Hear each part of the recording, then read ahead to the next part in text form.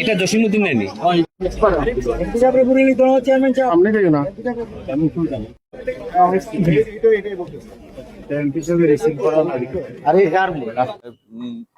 ভারপ্রাপ্ত কর্মকর্তা প্রবাসী কল্যাণ ডেস্ক, উসমানী আন্তর্জাতিক বিমানবন্দর, সিলেট।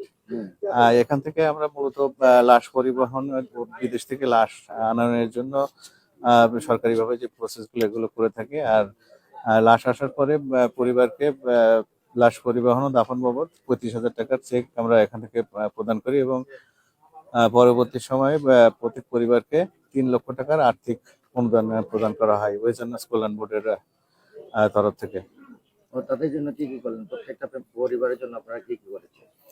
প্রত্যেকটা পরিবারের জন্য আমরা ওই যে 25,000 টাকা চেক এখান থেকে ইনস্ট্যান্ট প্রদান করা হয় এবং পরবর্তী সময়ে 3 লক্ষ টাকা করে আর্থিক অনুদান পরিবারকে দেওয়া হয় এবং তাদের যে মৃত বা যারা প্রবাসে কর্মরত আছে, আমাদের ওয়েজেনাস কল্যাণ বোর্ডের সদস্য অথবা ম্যান পাওয়ার ক্লিয়ারেন্স থাকলে তাদের মেধাবী সন্তানদের হলো আমাদের এখান থেকে ওয়েজেনাস কল্যাণ বোর্ড থেকে বৃত্তি প্রদান করা হয়। এসএসসি পাস করে ইন্টারে ভর্তি হলে এবং ইন্টার পাস করে ডিগ্রি অনার্স যখন বা মেডিকেলে ভর্তি হলে এখান থেকে আমাদের বৃত্তি প্রদান করা হয়। তাছাড়া যদি কোনো প্রবাসীর হলো প্রতিবন্ধী সন্তান থাকে, প্রতিবন্ধী ভাতাও এখান থেকে প্রদান করা হয় আমাদের ওয়েজেনাস কল্যাণ বোর্ডের থেকে। তাছাড়া চিকিৎসার সময় বিদেশে যদি কেউ অসুস্থ হয়ে পড়ে, সেক্ষেত্রে তাদের চিকিৎসা ভাতাও এখান থেকে প্রদান করা হয় আমাদের এখান থেকে। আমার নাম মোহাম্মদ তাজউদ্দিন, ভারপ্রাপ্ত কর্মকর্তা প্রবাসী কল্যাণ ডেস্ক, উসমানী আন্তর্জাতিক বিমানবন্দর, সিলেট। আসসালামু আলাইকুম, বিসমিল্লাহির রহমানির রহিম। আমি গাছবাড়ি এলাকার 8 নম্বর জিঙ্গাবাড়ি 1 নম্বর ওয়ার্ডের সদস্য মাহমুদ হোসেন আমার নাম।